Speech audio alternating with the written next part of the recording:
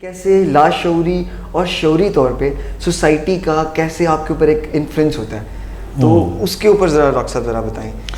देखिए, मैं इससे पहले आपको ना एक दो सिनेरियोज बताता हूँ, वो हम सब ने ऑब्ज़र्व किए होंगे और फिर उसकी रोशनी में मैं आपको बताता हूँ। आपने देखा होगा कि जब कोई एहतजाज करते हैं, जब भी मॉब इकट्ठा होता है, मिसाल के तौर पे अभी एहतजाज का ज़माना है, माल रोड पे लोग जमा होते हैं या किसी मस्जिद के सामने या किसी मैदान के अंदर से, तो उसका एक प्रोसेस है।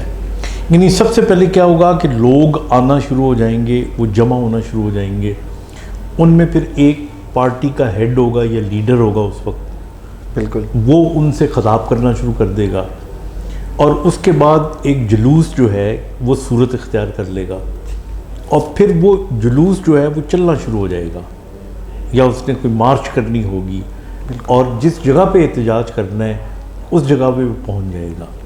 अब जब ये जुलूस मार्च कर रहा होगा तो लोग पता नहीं कहाँ से इसमें शामिल होना शुरू हो जाएंगे, कई रास्ते में चलने वाले लोग। ये जो जुलूस या ये जो लोगों का इकट्ठा होना, एहतजाज करना है, इसका एक तशख़्ख़ुस है बाकायदा।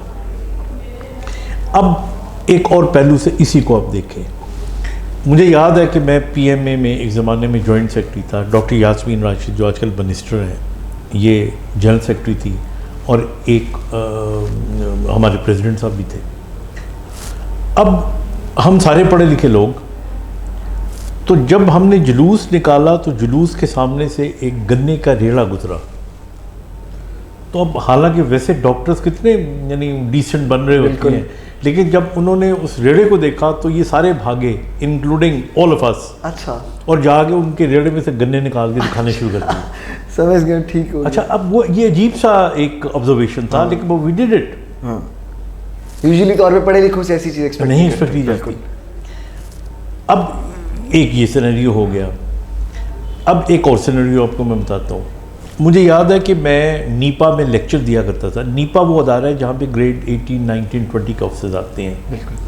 तो एक दफ़ा मैं क्लास ले रहा था, तो मेरी क्लास के अंदर जो लोग बैठे हुए थे उनमें DCO भी थे, SSPs भी थे, बड़े बड़े जो ब्यूरोक्रेट्स हैं वो बैठे हुए थे।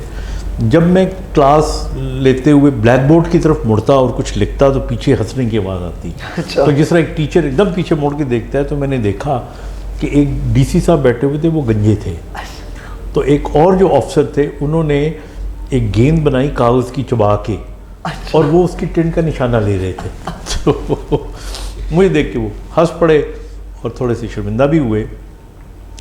अब ये 3 मैंने सिनेरियोज आपको बताए हैं। तो मैंने उस क्लासरूम में उनको ये कहा कि जो आप कर रहे हो ये बिल्कुल ठीक कर रहे हो, क्योंकि एक क्लासरूम का ये तशख़्ख़ुस ये है कि जब भी टीचर पढ़ा रहा होगा, वो एक जो स्टूडेंट होंगे, भले वो 10 साल की उम्र के हों या 100 साल की उम्र में होंगे, वो उस वक्त फिर स्टूडेंट बन जाएंगे, क्योंकि क्लास का तशख़्ख़ुस उन पे हावी हो जाएगा and they will behave in the similar fashion.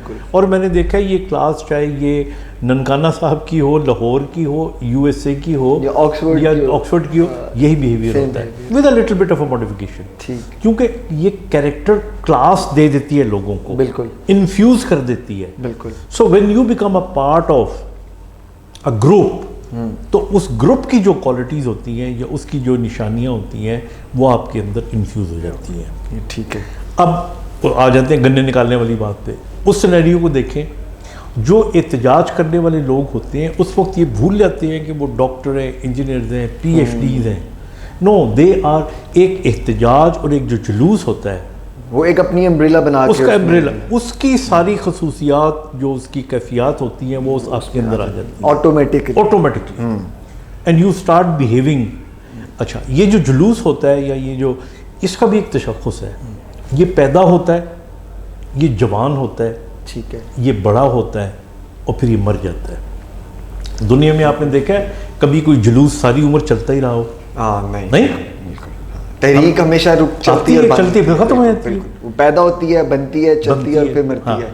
तो इसी तरह आप देखें कि ये जो जुलूस होते हैं, तहरीकें होती हैं, ये डेवलप होती हैं, ये पैदा होती हैं, लोग शामिल होते हैं। मैं अक्सर देखता हूँ बहुत सारे फंक्शनों के अंदर या बहुत सारे जलसों के अंदर, ये कौन लोग हैं जो इतने आ जाते हैं? बिल्कुल। आपने नोट किया होगा ना, ये कहाँ से आ जाते हैं? बिल्कुल बिल्कुल। ये वो लोग हैं जिनको इस जुलूस का तशख्खुस खींच रहा होता है, अनकॉन्शियसली, सबकॉन्शियसली वो आते रहते हैं।